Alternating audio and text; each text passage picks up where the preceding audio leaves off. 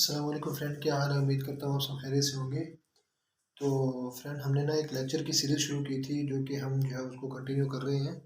हमने एक मैप का वो बनाया था कि मैप की डिस्कशन वगैरह और मैप के बारे में जो है ना हमने सारा पीछे पढ़ लिया था इसके बारे में कि नॉर्थ अमेरिका के बारे में पढ़ा हमने, साउथ अमेरिका के बारे में पढ़ा है। उसके अलावा जो है हमने यूरोप को डिस्कस किया है। अब यूरोप को डिस्कस करने के बाद हमने एशिया को थोड़ा बहुत टच किया है और अफ्रीका को जो है वो देखा हमने।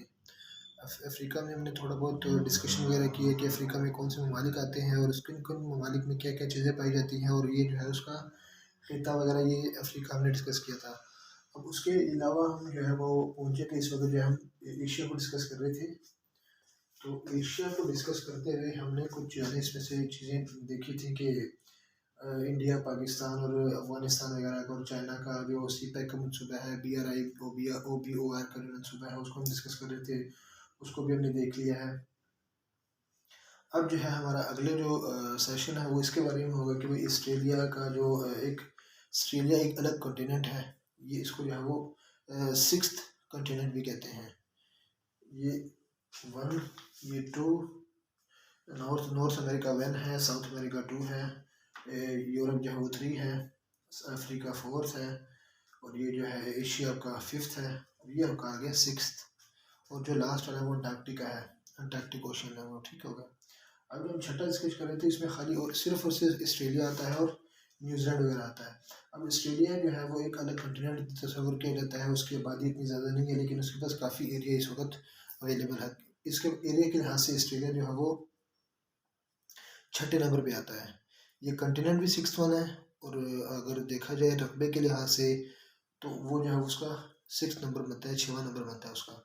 तो हम ऑस्ट्रेलिया को देख रहे थे। ऑस्ट्रेलिया में जो है वो इसका जो कैपिटल पाया जाता है वो है मेरे से ऑस्ट्रेलिया है, और साउथ ऑस्ट्रेलिया है। इसमें सिडनी जो है उसका कैपिटल है, या मेलबोर्न है इसका कैपिटल।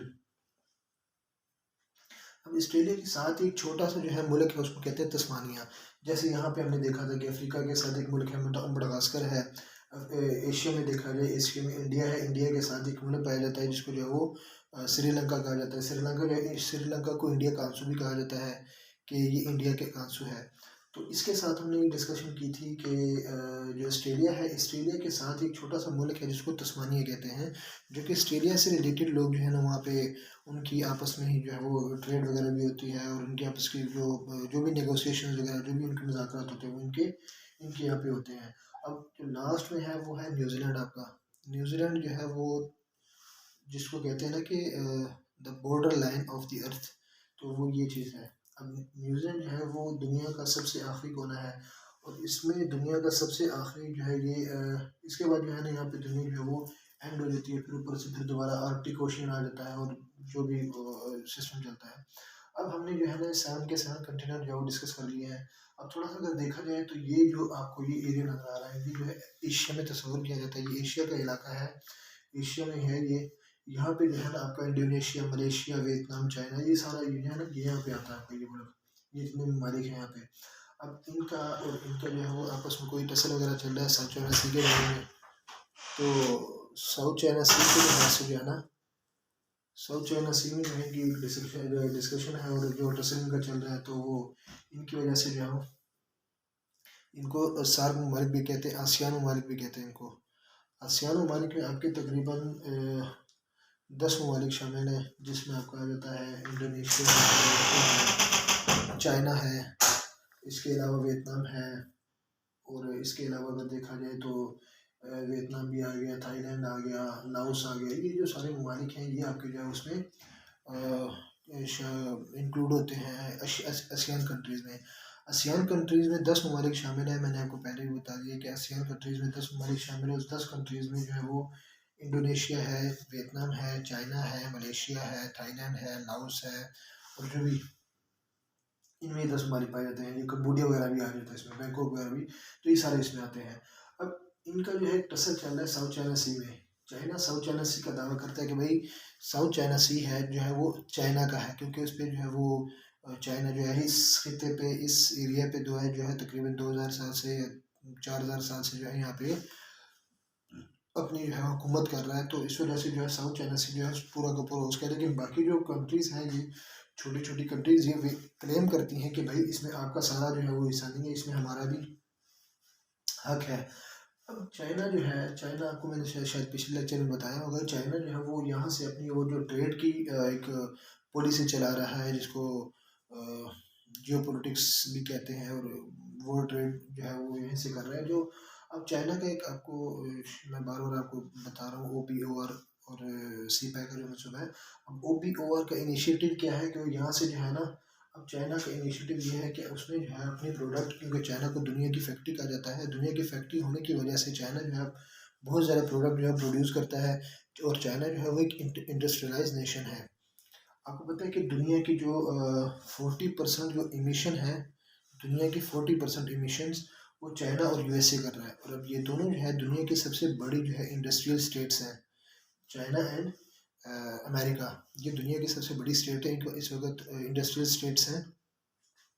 अब दोनों का जो ग्लोबल एमिशन है, ग्लोबल कार्बन एमिशन जो है वो 40% के करीब है। और अगर पाकिस्तान का देखा जाए, पाकिस्तान का 0.08% जो है ग्लोबल एमिशन है, लेकिन पाकिस्तान सेवंथ इंडेंजर्ड कंट्रीज में आता है कि जिनको ग्लोबल वार्मिंग का जो है खतरा रहता है हर वक्त।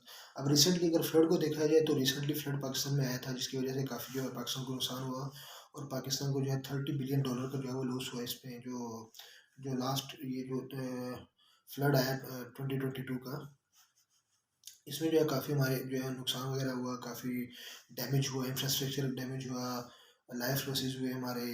तो काफ़ी है वो सारा जो है ग्लोबल वार्मिंग की वजह से। और ग्लोबल वार्मिंग क्यों होती है? ग्लोबल वार्मिंग जो है वो इंडस्ट्रियलाइज या इंडस्ट्रीज़ की वजह से होती है। इंडस्ट्रीज कार्बन एमिशन करती है, कार्बन एमिशन होने की वजह से ग्लोबल का जो टेम्परेचर है वो राइज हो रहा है। और टेम्परेचर के राइज होने की वजह से काफ़ी दुनिया पे इम्पैक्ट हो रहे हैं, असरात हो रहे हैं, इफेक्ट कर रहे हैं दुनिया को। जैसे आइस का पिघलना, आइस का मेल्ट होना, ग्लेशियर्स का मेल्ट होना, और पॉपुलेशन का जो है वो इंक्रीज होना, ये भी एक उसमें आता है। ग्लोबल एमिशन का जो है वो, ग्लोबल वार्मिंग का जो है वो एक इसको इफेक्ट कह सकते हैं, इम्पैक्ट कह सकते हैं इसका। पर हम इसके बारे में जो है वो नहीं कर रहे डिस्कशन वगैरह। तो हमने जो है वो अब इन कॉन्टिनेंट्स को पढ़ लिया है। फिर हमने तकरीबन इस वक्त हमारे पास 6 कॉन्टिनेंट्स हैं, 6 कॉन्टिनेंट्स जो कि हमने डिस्कस कर लिए हैं। उसमें सबसे पहला आता है जो नॉर्थ अमेरिका। नॉर्थ अमेरिका में आपको बताया था कि 3 मेजर कंट्रीज है उसमें। एक कनाडा है सबसे ऊपर, दरमियान में जो है यूनाइटेड स्टेट है, और थर्ड वन पे जो है वो मैक्सिको है। ये आपको नजर आ रही है, ये कनाडा है, ये अमेरिका है, और ये मैक्सिको है। अब उसमें sorry south America, south America में जो है आपके तकरीबन 23 ममालिक आते हैं, 23 ममालिक आते हैं, 23 कंट्रीज जो कि साउथ अमेरिका में पाई जाती हैं। उसमें ब्राज़ील है, अर्जेंटीना है, चिली है, इक्वाडोर है, पैराग्वे है, यूरुग्वे है। तो ये सारा जो है ना इसमें साउथ अमेरिका में आता है। ये हमारे 2 कॉन्टिनेंट हो गए। तीसरा जो कॉन्टिनेंट हमारे पास आता है वो है अफ्रीका। अफ्रीका के बारे में जो हमने डिस्कशन की, हमारे पास वीडियो मौजूद होगी, अगर आपको चाहिए तो आप देख लेना, इंशाल्लाह आपको उससे इंशाल्लाह गाइडलाइन मिलेगी।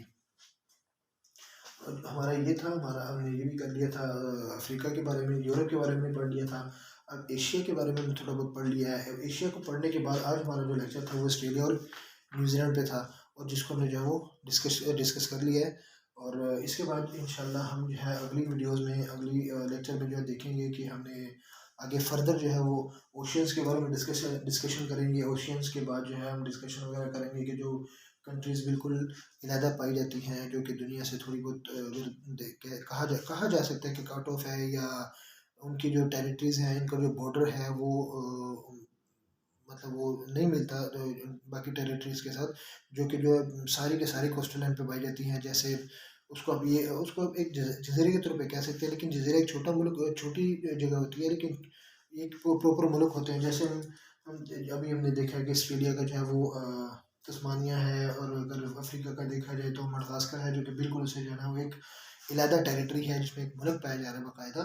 इसके अलावा अगर देखा जाए तो श्रीलंका की हम मिसाल दे सकते हैं कि भाई श्रीलंका जो है वो भी एक अलहदा मुल्क है, लेकिन काफ़ी जो देखा जाए तो तादाद में कम है, उनकी जो रुतबा है वो काफ़ी कम है, लेकिन वो भी उसकी जो कोस्टल लाइन है वो सब मतलब वो एक जज़ायर के तौर पे तो नहीं कह सकते, एक मुल्क है, एक बड़ा मुल्क है, तो जिसको जो है वो अब श्रीलंका। अब अगर देखा जाए तो यूनाइटेड किंगडम भी बिल्कुल ऐसे ही है। उसके अलावा अगर देखा जाए आइसलैंड है, आइसलैंड भी बिल्कुल जो है वो एक सेपरेट मुल्क है, वो किसी के साथ इस बॉर्डर लाइन उसके अटैच नहीं है।